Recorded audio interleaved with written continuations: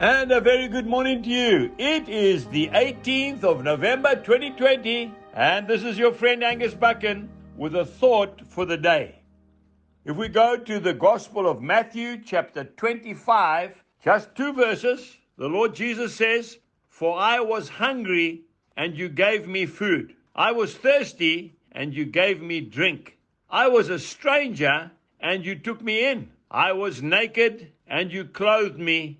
I was sick, and you visited me. I was in prison, and you came to me." A very dear friend sent me a story that I want to read to you. It goes like this.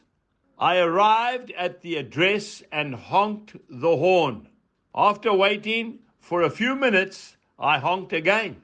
Since this was going to be my last ride of my shift, I thought about just driving away.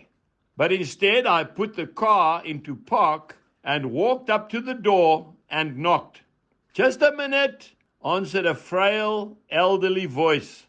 I could hear something being dragged across the floor.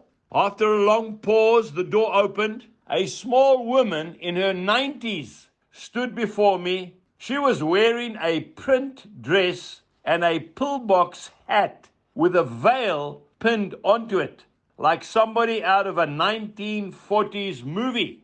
By her side was a small nylon suitcase. The apartment looked as if no one had lived in it for years. All the furniture was covered with sheets. There were no clocks on the walls, no knickknacks or utensils on the counters. In the corner was a cardboard box filled with photos and glassware. "Would you carry my bag out to the car?" she said. I took the suitcase to the cab, then returned to assist the woman. She took my arm and we walked slowly towards the curb. She kept thanking me for my kindness. "It's nothing," I told her. "I just try to treat my passengers the way I would want my mother to be treated." "Oh, you're such a good boy," she said. When we got into the cab, she gave me an address and then asked, "Could you drive downtown?" "It's not the shortest way," I answered quickly. "Oh, I don't mind. I'm in no hurry," she said. "I'm on my way to a hospice." I looked in my rear view mirror and her eyes were glistening. "I don't have any family left," she said. And she continued with a soft voice, "The doctor says I don't have very long." I quietly reached over and shut off the meter.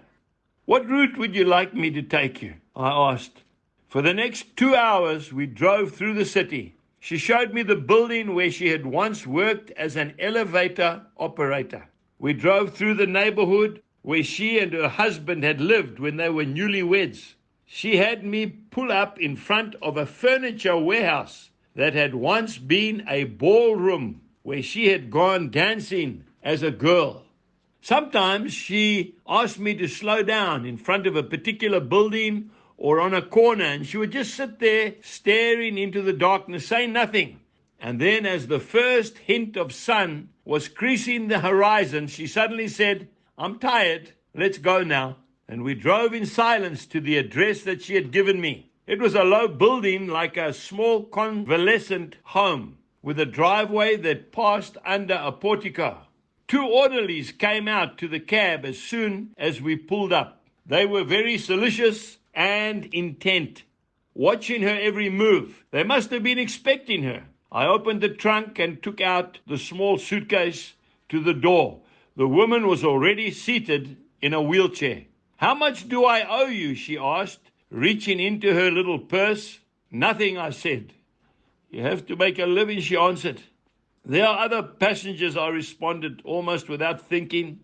I bent down and I gave her a hug, and she held on to me tightly. "You gave an old woman a little moment of joy," she said. "Thank you." I squeezed her hand and then I walked into the dim morning light. Behind me a door shut. It was the sound of a closing life. I didn't pick up any more passengers that shift. I drove aimlessly, lost in thought. For the rest of that day I could hardly talk. What if that woman had gotten an angry driver, or one who was impatient to end his shift?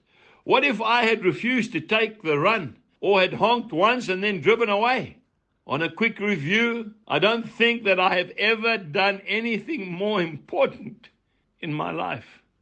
You see, we are conditioned to think that our lives revolve around great moments.